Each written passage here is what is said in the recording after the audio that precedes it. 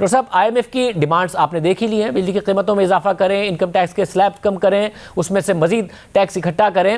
آپ کو لگتا ہے کہ ظاہر ہے جیسا کہ آپ کا بھی موقف رہا ہے کہ آئی ایم ایف کے پروگرام سے نہیں نکلا جا سکتا، مگر آئی ایم ایف کی ڈیمانڈ مانگ لی جائیں تو معاشی ترقی کہیں بری طرح متاثر نہیں ہو جائے گی؟ بجلی کی قیمتوں میں اضافہ بھی شامل ہے.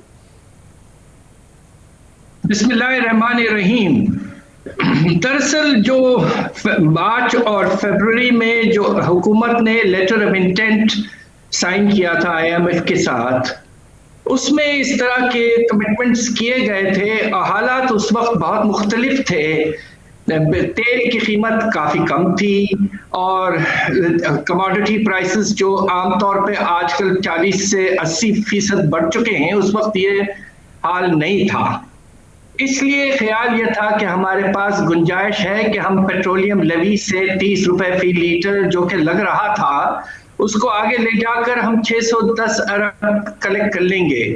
مگر دیکھیے آئی ایم ایف کو بھی اس بات کا احساس ہونا چاہیے کہ جب تیل کی قیمت 40 سے 80 ڈالر سے اوپر چلی گئی ہے تو ہم کس حد تک اسے ٹیکس کریں گے. اس پر ہم امپورٹ ڈیوٹی لگاتے ہیں، اس پر ہمارا 17% سیلز ٹیکس لگتا ہے، اور اس وقت سب سے بڑا سورس جو ہے ریونیو کا وہ پیٹرولیم پروڈکٹس ہیں.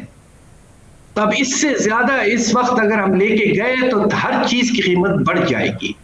تو میرا خیال یہ ہے اور گزارش یہ ہے کہ حکومت کو یہ کرنا چاہیے کہ جو انہوں نے بہت ہی زیادہ بڑھا دیا تھا پبلک سیکٹر ڈیولپمنٹ پروگرام کو، اپنا پروونسز کا ملا کے 2100 ارب تک لے کے چلے گئے تھے، جبکہ پچھلے سال مشکل سے یہ 1200 ارب تھا.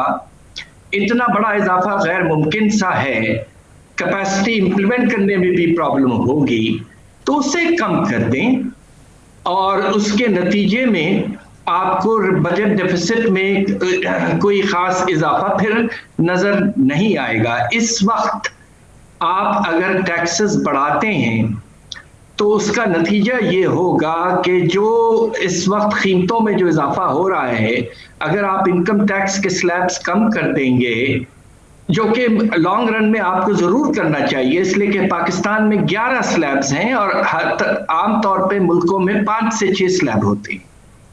مگر اس وقت ہمارا جو مڈل کلاس ہے وہ بھی افراط زر اور بے روزگاری کی وجہ سے پس رہا ہے.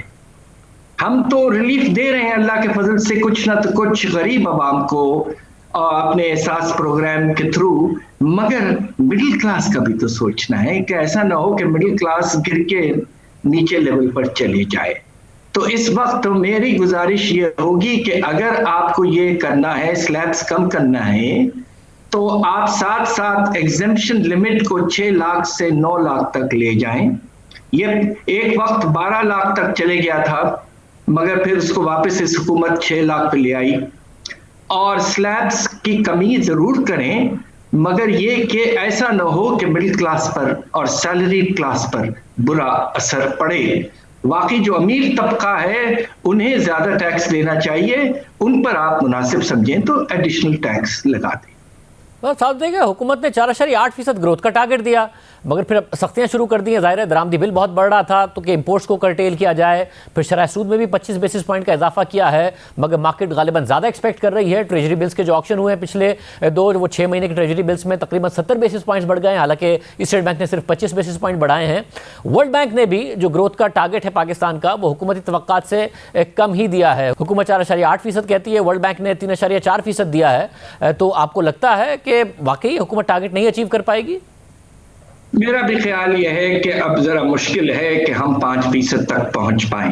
میرا خود ہمارا جو ماڈل ہے جس کے تحت ہم فورکاسٹنگ کرتے ہیں وہ اب یہ کہہ رہا ہے کہ 3.5% تک اگر ہو جائے تو مناسب ہوگا.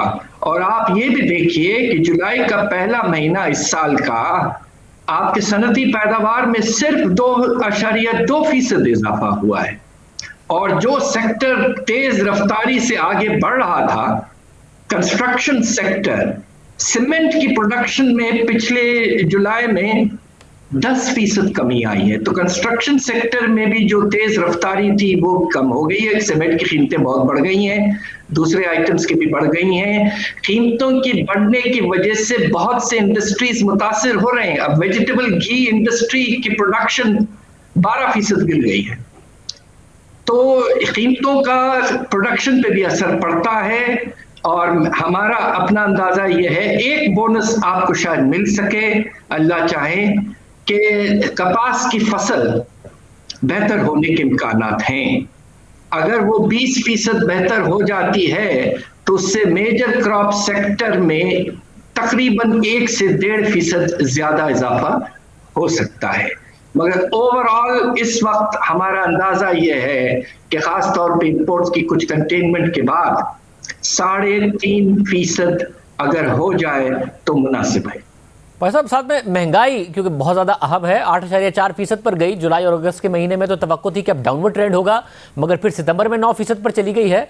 अब यहाँ से कंट्रोल होती नजर आती है या खुदा ना खास्ता डबल डिजिट की तरफ जाती नजर आ रही है महंगाई? खुदा न खास्ता हमारे असेसमेंट मॉडल का भी यही है जो आप कह रहे हैं, कि खतरा यह है कि साल का जो एवरेज प्रेडिक्शन था हुकूमत का और मुख्तलिफ इंटरनेशनल एजेंसीज का कि ये 8% तक होगा, अब चूंकि कमोडिटी प्राइसेस इस हद तक बढ़ चुकी हैं, और अब आप ये देखिए कि तेल की कीमत $80 तक पहुंच चुकी है और इस महीने के एंड में शायद और इजाफा करना पड़े। तो इस लिहाज से हमारा अंदाजा ये है कि ये डबल डिजिट तक पहुंचने का यकीनन खतरा इस वक्त मौजूद है। बस फिर इससे शरह सूद में मजीद इजाफे और मईशत के मजीद स्लो डाउन होने के खतरात नहीं पैदा हो जाएंगे?